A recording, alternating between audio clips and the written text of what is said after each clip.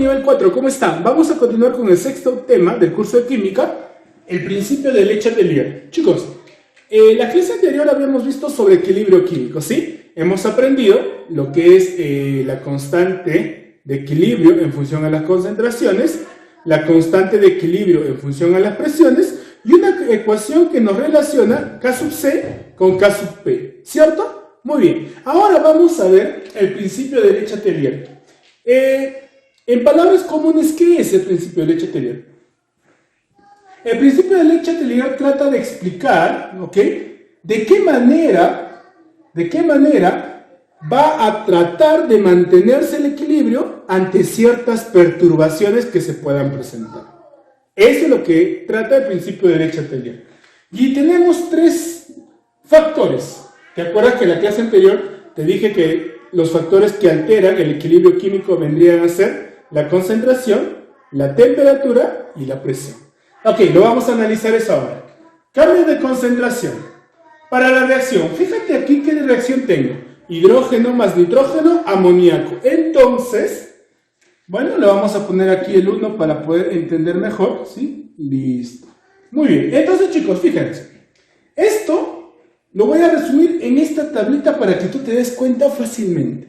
Mira, cuando aumenta la concentración del hidrógeno, ok, como es un reactante, si aumento yo la concentración de alguno de los reactantes, lo que va a pasar es que el otro reactante va a disminuir su concentración. ¿Por qué? Porque va a pasar una reacción química. Entonces, como va a producirse una reacción química, lo que yo voy a favorecer es el producto, o sea que va a aumentar la concentración del producto. Fíjate aquí, si la concentración del hidrógeno aumenta, el equilibrio se desplace hacia la derecha, ¿sí? ¿Ok? ¿Para qué? Para que la concentración de amoníaco aumente y la concentración del nitrógeno disminuya, obviamente, ¿sí? O sea, hay más productos. Mira acá, amoníaco, la tercera, ¿sí? ¿Qué pasa si yo aumento la concentración de amoníaco? Si yo aumento la concentración de amoníaco, lo que va a pasar es que debo contrarrestar esto, ¿no? Haciendo que se produzca más, ¿qué? Más reactantes. Es por eso que el sentido de la flecha va hacia los reactantes. Entonces, ¿qué pasa con la concentración de los reactantes? Aumenta también, ¿no? ¿Ok? Si yo aumento la concentración del amoníaco, la concentración del hidrógeno y del nitrógeno aumenta. ¿Y hacia dónde estaría el sentido de la flecha? Hacia la izquierda, hacia los reactantes. Muy bien. Ahora, cambio de temperatura, me dice. La misma reacción. No, no es la misma reacción, ¿cierto? Aquí está hidrógeno más nitrógeno, amoníaco, una reacción de adición. Pero mira aquí, amoníaco me va a producir hidrógeno más nitrógeno. Es una reacción de descomposición. Pero fíjate que hay un pequeño detalle. ¿Qué quiere decir esto? Que el calor está en los reactantes. O sea que esta es una reacción endotérmica.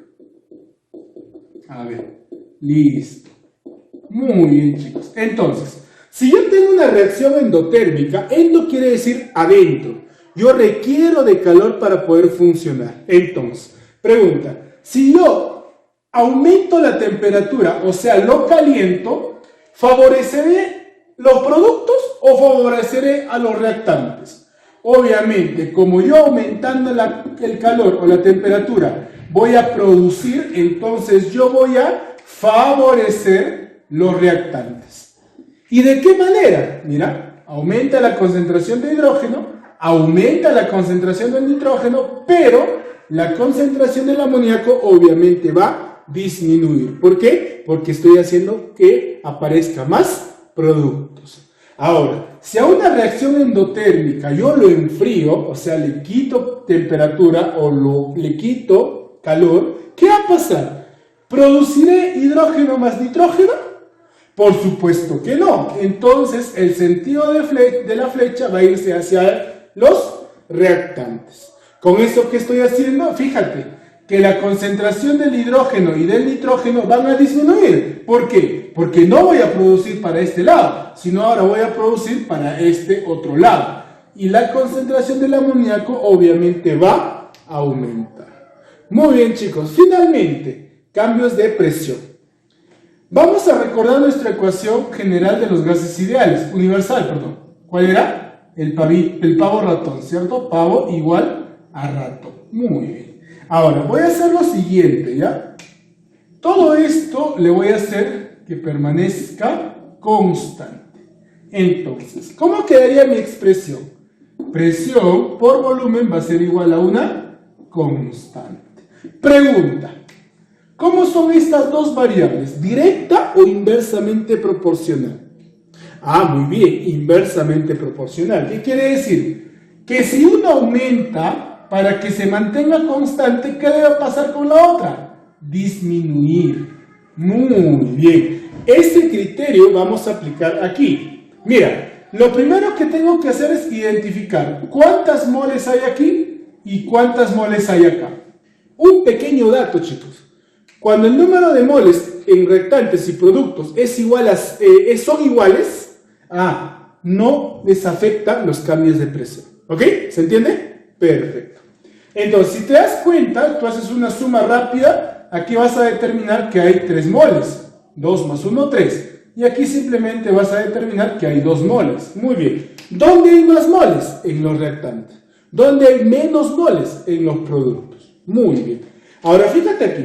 Si yo aumento la presión a este sistema, para que se mantenga constante, ¿qué debe pasar con el volumen? Tiene que disminuir. Quiere decir que el sentido de la flecha va a ir hacia donde esté menos cantidad de moles. ¿Dónde hay menos cantidad de moles? En los productos. Entonces, el sentido de la flecha tiene que ser hacia ese lado. Perfecto. Otra practiquita, a ver. Pero si la presión disminuye, ¿qué pasa con el volumen? Para que no se altere, debe aumentar. O sea que la flechita, ¿hacia dónde se iría? Hacia donde hay más moles. ¿Hacia dónde hay más moles? Hacia los reactantes.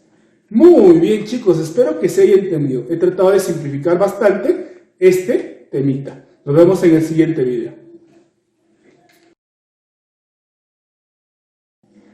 Muy bien, chicos, ahora continuamos con el desarrollo de la práctica. La reacción 2A más B me va a producir 2C más calor. Reconozcamos el tipo de reacción primero, chicos. ¿Qué tipo de reacción es? Es una reacción del tipo exotérmica. ¿Por qué del tipo exotérmica? Porque está liberando calor. El calor está en los productos. Ahora, si a esta reacción yo le aumento la temperatura, eso me dice, ¿no? ¿A dónde se desplaza si yo le aumento la temperatura? Miren acá, si yo aumento la temperatura voy a obtener más calor, ¿cierto? Demasiado calor. Y esto va a hacer que se rompa la constante de equilibrio o que se rompa el equilibrio en sí. Entonces, para evitar que la calor se vaya hacia los productos, ¿qué tendría que hacer? Perfecto. Desplazar la reacción hacia la izquierda, hacia los reactantes. Eso es lo que te dice, ¿no? Se desplaza hacia la izquierda. Entonces vamos a ponerle aquí 2A más B, 2C más calor, obviamente, ¿no? Bueno, le vamos a poner calor porque en los problemitas están usando Q, ¿cierto? Entonces hay que ponerle calor. Listo.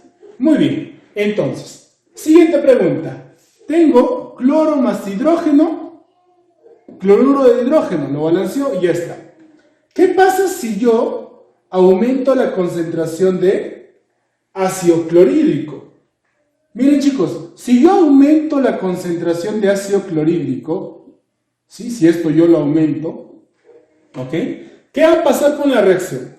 Si sigue en sentido hacia los productos, voy a obtener demasiado ácido clorhídrico.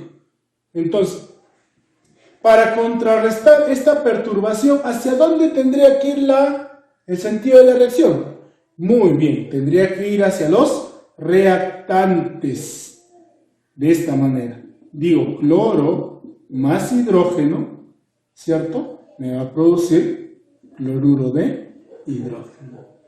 Muy bien. Entonces, aumento la concentración de cloruro de hidrógeno, entonces la flechita tendría que desplazarse hacia los reactantes. Muy bien. ¿Okay? Eso es lo que me piden las preguntas, ¿no? ¿Cómo se desplaza? Listo. L más calor. Fíjate, aquí tengo una reacción endotérmica. Ah, ya, ¿te acuerdas cómo era una reacción endotérmica? Muy bien. Si yo le calentaba, ¿cierto? Quiere decir que producía más productos. Ah, ya. Pero si yo le disminuía, si yo le enfriaba, no podía producir este. Entonces, como era esta reacción, L, le voy a poner más calor, lo voy a poner así, ¿no? Se va a ir hacia el lado de los reactantes. Eso es lo que pasa si yo disminuyo la temperatura. Muy bien. Pregunta 7 me dice, la combustión del metano. Metano más oxígeno me va a producir anhídrido carbónico y agua, en vapor, supongo. ¿Qué pasa si yo aumento la concentración? Fíjate, si yo aumento la concentración del metano, lo que va a pasar es que va a aumentar la concentración de los productos. Entonces, aquí nos hemos olvidado el sentido de la flechita, ¿cierto? Ok, muy bien. Entonces, si yo aumento concentración de reactantes, lo que va a pasar es que voy a tener que producir más productos. Listo. Entonces la flecha se está yendo hacia los productos. Muy bien, seguimos. Mira, ¿qué pasa si en esta reacción disminuye la concentración de oxígeno? Si yo disminuyo la concentración de oxígeno, lo que va a pasar es que para que se favorezca, tendría que ir hacia la producción de oxígeno. Por lo tanto, la flechita se mueve hacia el lado de los reactantes. ¿No? Qué fácil es cuando entiendes esta parte de la tabla, ¿sí? Muy bien, pregunta 11 me dice lo siguiente. En la pregunta número 11 me dice, ¿qué pasa? Mira, presión, fácil. Entonces tengo que determinar el número de moles. Aquí son 5 y aquí son 2. Ahora, recordemos nuestro pavo ratón. Pavo igual a K. Si yo aumento la presión, ¿qué pasa con el volumen? Tiene que disminuir. O sea, que el sentido de la flecha va a ir hacia donde hay menos moles. Hacia allá. Entonces, si gusta, le puedes completar la reacción, ¿no? Va a ir hacia ese lado. Muy bien, chicos. Pregunta 13.